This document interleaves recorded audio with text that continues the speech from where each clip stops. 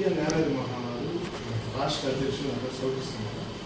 అక్కడ ఏంటంటే వాళ్ళు స్కూల్ స్టేట్ వైడ్గా అక్కడక్కడ జిల్లాలో పెరుగుతున్నాము.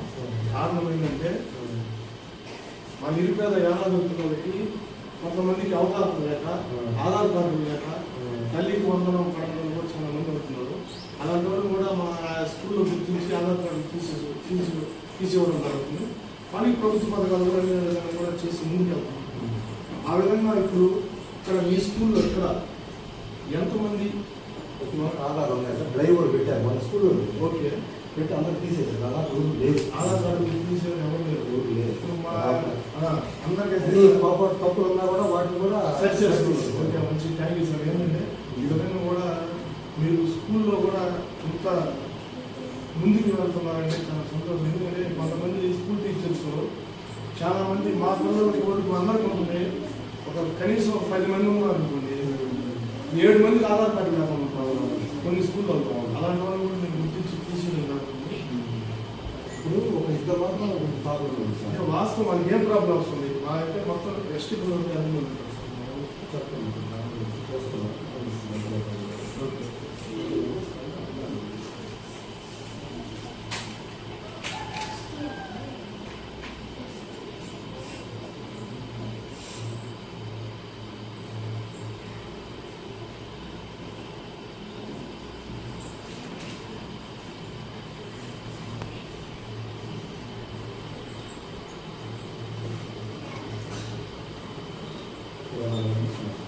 40 మెంబర్స్ 24 మంది.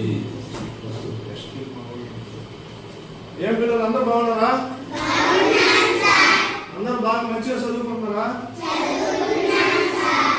మీకు ఆహారం ఎట్లా ఉంటుంది? ఫుడ్ ఎట్లా ఉంటుందమ్మా? మధ్యాహ్నం భోజనం పెట్టున్నారు కదా, తింటున్నారా? ఎట్లా ఉంటుంది? రుచిగా ఉంటుందా? బాగుంటుందా? రోజు పూజ చేస్తారా? నిజం చెప్పండి, పెద్దగా చెప్పాలి. రోజు పూజ చేస్తున్నారా? రోజు గుడ్డు తిన్న వచ్చి చెప్పండి. ఇంటికి వెళ్ళేవాళ్ళు నువ్వు ఇంటికి ఎత్తుకోపోయావు కదా, దాని చుట్టూ ఇది తిన్నట్టే కదా. నువ్వు వెళ్ళారా? రోజు చేస్తున్నారా? అన్నం మిగిలిస్తున్నారా? తింటున్నారా? కనుక కూరలు బాగా రుచిగా ఉన్నాయా? తింటున్నారా? మీకు ఇప్పుడు మీకు కూరలు చేస్తారు కదా, కూరలు బాగా రుచికరంగా చేస్తున్నారా? ఎట్లా ఉంది? బాగా చేస్తున్నారా? మంచిగా చదువుకోవాలి.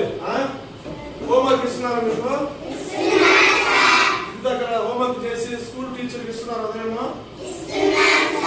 జాగ్రత్తగా స్కూల్ టీచర్ చెప్పిన విధంగా హోంవర్క్ రాసుకోవాలి.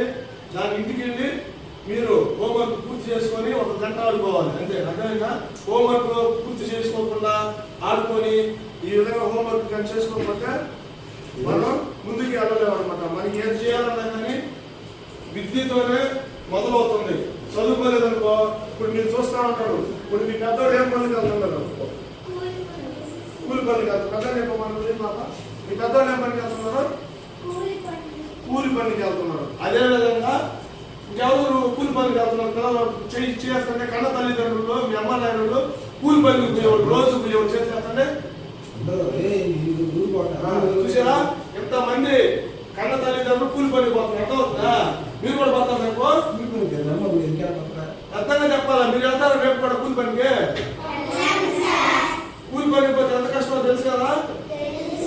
మీ అమ్మలో రాత్రి పొగులు తేడా లేకుండా ఎండ గాలి వాన మంచు టైము సమయం లేకుండా పనులు చేసుకొస్తున్నారు తెలుసా? దేనికోసం? మిమ్మల్ని చదివించాలి కదా.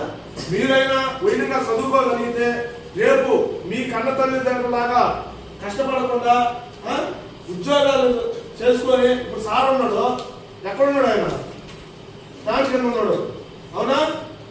అదేవిధంగా మీరు కూడా చదువుకుంటే ఆయా ఉద్యోగాలు వస్తే ఫ్యాన్ కింద కూర్చొని శుభ్రంగా 10 మందికి సహాయం చేయాలి. విద్యతో 10 మందికి సహాయం చేయాలి. ఆ విధంగా మీరు ముందుకు వెళ్ళాలంటే ప్రతి ఒక్కరూ రోజు స్కూల్కి రావాలి, చదువుకోవాలి. అదేవిధంగా మీ మాస్టర్ ఏ విధంగా మీకు చెప్తాడో ఆ విధంగా మీరు నడుచుకోవాలి. నడుచుకుంటారా? నేను ఎందుకు చెప్తున్నానంటే మీకు కొంతమందికి అవగాహన ఉండదు. ఏదో సార్ చెప్పాడు లేదా మనం ఏదో మానేసేవాడు కాదు. మీకు ఎందుకు చెప్తారంటే వాళ్ళు మీకు ఎందుకు చెప్తున్నారంటే ఈ విధంగా హోంవర్క్ అది కూడా మీ భవిష్యత్తు కోసం.